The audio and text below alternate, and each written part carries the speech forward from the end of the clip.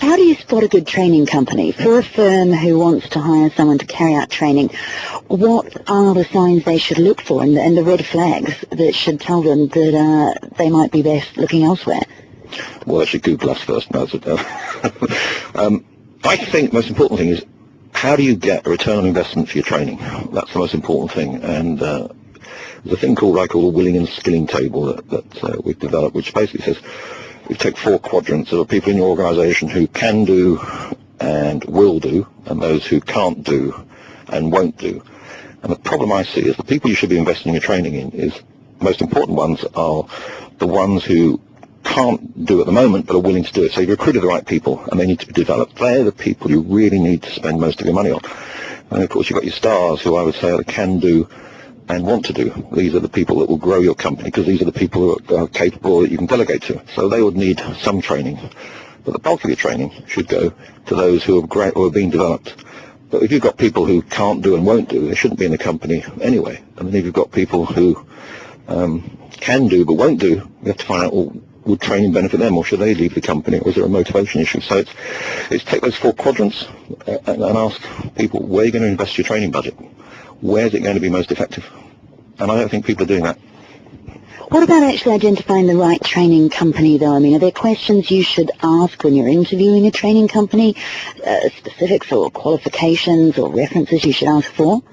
Well, I think ideally, if somebody's got a track record, that's obviously good. A referral to me is always the best way to get something. A training company, ask around and say to people, give me the names of good training companies. And there are some, we have some very good competitors. They're professional, they're ethical, but there are a lot of cowboys around, and you don't want to be getting your training done by a cowboy.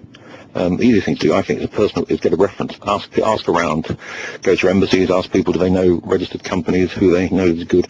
If somebody's arrived in the market from South Africa, they don't know any training companies, well, go to your embassy and say, well, who do you know? Rather than just go to your yellow pages or wherever you source and think, well, this must be a good company. Now, I know you've been speaking to your clients about adopting a transformational business model. What's that all about? Well, that's an interesting question. What happened was we looked at the recession. We looked at the fact that management actually has failed across the world. Management and leadership has failed. Why? It's failed in the banks. It's failed actually in the auditors who are auditing the banks. It's failed in the people who are checking on the auditors. It's failed in government. It's failed in financial companies around the world. Why did it fail? And I think it was purely, come back to Michael Douglas in Wall Street, his expression, greed is good. It was pure greed. So then you start looking at, well, where's the focus of the company? Is the management focusing on just the short-term money, which is what the banks were doing? And we decided from that you have to change your whole thinking and basically say mission, vision, values. I have no idea who created the concept of mission, vision, values. I have looked everywhere to find it on the internet. Somebody somewhere came up with it, and everybody, like sheep, followed it. And then, of course, you get all these people with the mission, vision, values were the ones who actually were corrupt and greedy and created the Great Recession. So it doesn't work. So I think you've got to look at the complete transformation of your business. And at the heart of the business should be the one person who pays everybody's salary, which is the customer. They should be paramount in the company. So what you have to do is all your strategic planning, all your thinking has to be around your customers. How do I find new customers? What are the new products I can come out with? How do I retain my customers? That's your strategic planning. A lot of people make strategic planning to be a very complex issue. It's not. If it's all around where's the future of the company, and the future of the company is around its customers, and everything focuses on that, then you create another concept which we call value leadership, which is what are the leadership values that the company should have to make sure that this works. It's things like integrity, customer focus, being proactive. But I think one of the most important ones is actually decent human values, that you don't exploit people in the third world. You don't go out to exploit people like the banks did. They actually pushed it to the limit. They knew what they were doing was morally wrong, but actually it wasn't legally wrong to be lending all this money to people who couldn't pay it back. It was just about short-term bonuses. So I think if you think of longer-term value, where you have chief executives who make a commitment to the organisation. That's another thing that's been lacking. CEOs turn around very quickly in organisations, and especially the bad ones. So I think the long-term commitment makes a huge difference in terms of the values that you're displaying in the marketplace. And obviously environmental sustainability is now an important thing, financial sustainability. And the worst thing about the banks was that George Bush allowed them to cut down on their reserves, and then they lent more money.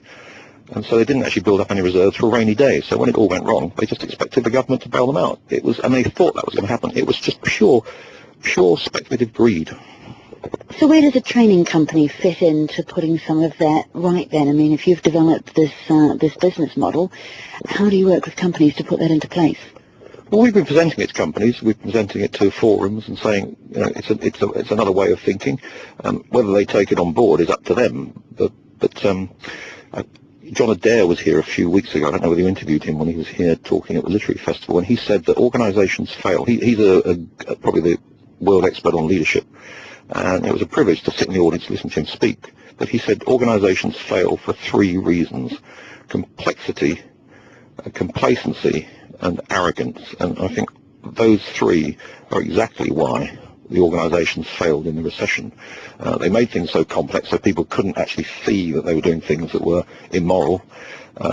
They were very complacent, saying we're going to take the money now, short term, not build up any reserves, and total arrogance. I mean, it was total arrogance. So I think he got it spot on. Michael Lorrigan, Managing Director of Spearhead Training, thank you very much for joining us this morning. You're very welcome.